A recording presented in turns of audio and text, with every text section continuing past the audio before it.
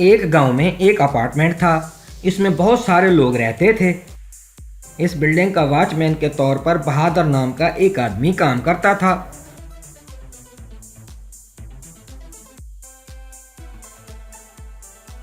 बहादुर की पत्नी का नाम था लक्ष्मी। लक्ष्मी अपार्टमेंट्स के फ्लैट में काम करती थी। कुछ घर में सफाई करती तो कुछ फ्लैट्स में खाना पकाती थी। बहादुर तो वाटर टैंक में पानी डालना, अपार्टमेंट में गाड़ियों की सफाई करना, अगर कोई कुछ खरीदने के लिए भेजे तो जाकर खरीद कर उनको वापस आकर देना, ऐसे काम किया करता था। अपार्टमेंट ओनर एसोसिएशन का प्रेसिडेंट था सुंदर। वो बहुत ही लालची था और चोर दिमाग वाला था। उसकी पत्नी स्वर्गा भी उसी की तरह थी। बहादुर तो महीना खत्म होते ही घर घर जाकर मेंटेनेंस के पैसे लेकर उन पैसों को लाकर सुंदर को देता था। सुंदर इन पैसों में से थोड़े से हड़प कर लेता था। अपार्टमेंट के नीचे का सर्वेंट क्वार्टर्स में बहादुर और लक्ष्मी रहते थे। बहादुर और लक्ष्मी सुंदर के घर में मुफ्त में काम करते थे। फिर भी सुंदर और स्वर्गा इनको हमेशा डांटते ही रहते थे। अपार्टमेंट एसोसिएशन का मीटिंग होने वाला था। राधा कृष्णा को बिल्कुल पसंद नहीं आता था। इससे दोनों के बीच में हमेशा झगड़ा ही होता था। क्यों भाई सुंदर, मेंटेनेंस का इतना पैसा दे रहे हैं और तुम कितना खर्चा कर रहे हो, हिसाब पूछा तो झगड़ा शुरू कर देते हो। क्यों? ये बिल्कुल ठीक नहीं है भाई।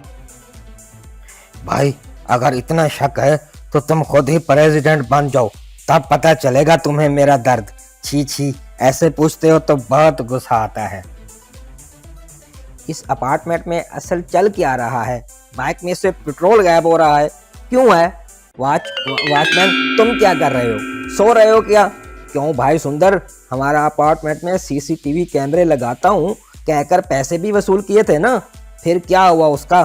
भाई हमने जो पैसे वसूल किए थे ना वो काफी नहीं होंगे, और भी पैसे लगेंगे, कहकर बात को घुमाता था। सुंदर एक चोर भी था। पार्किंग लॉट में गाड़ियों में से पेट्रोल चुराकर अपने टैंक में भरता था। ये देखकर बहादुर और लक्ष्मी भी कुछ नहीं कर पाते थे। एक दिन मीटिंग में राधा कृष्णा, क्यों बहादुर नालायक, क्या बात है? बाइक में से पेट्रोल गायब क्यों हो रहा है? तुम और तुम्हारी बीवी क्या कर रहे हो? दरिंदे के मुंह लगा कर ऐसे क्यों देख रहे हो? बताइए ना, अब पेट्रोल कैसे गायब हो रहा है? शायद आप ही चुरा कर बेच रहे हो क्या? कहा। तब लक्ष्मी को बहुत गुस्सा आया और उसने कहा, पेट्रोल का चोर तुम हो। तुम पेट्रोल को चुरा कर वो जुर्म हम पर लगाते हो। अपने घर में हमसे मुफ्त काम करवा के अब हमको ही चोर कहते हो। ऐसे गुस्से से बोली। तब बहादुर, हाँ साहब, यही है वो पेट्रोल को चुराता है। आपका दिया हुआ मेंटेनेंस के पैसों को भी आधा खा लेता है। असल में ऐसे सब गलतियां बाहर आएंगे कहकर सीसीटीवी कैमरे भी नहीं लगवा रहा, कहा। तब सुंदर को गुस्सा आकर, अरे मुंह बंद करो, तुम्हारी इतनी हिम्मत? मैंने तुम लोगों को सहारा दिया तो मुझे ही कहते हो? अब तुम लोगों को इधर एक पल भी नहीं रहना चाहिए। चलिए चलिए बाहर निकलिए यहाँ से। इन दोनों को धक्का देकर बाहर निकाल दिया। इन दोनों को क्या करना है कुछ समझ में नहीं आया। तब बहादुर, हम अब गांव वापस चले जाएंगे क्या? पूछा। तब लक्ष्मी, नहीं जी, उधर के हालात तो अच्छे नहीं हैं, इसलिए हम गांव छोड़कर इधर आए हैं। अब वापस जाकर क्या करेंगे? इधर ही कुछ न कुछ करके जी लेंगे। मुझे ज्वारी रोटियां बनाना अच्छे से आता है ना। एक ठेला लगाकर ज्वारी रोटी और चिकन कड़ी बनाकर बेचेंगे। ये लो मेरा मंगलसूत्र, जाकर बेचकर निवेश के लिए पैसे लेकर आओ।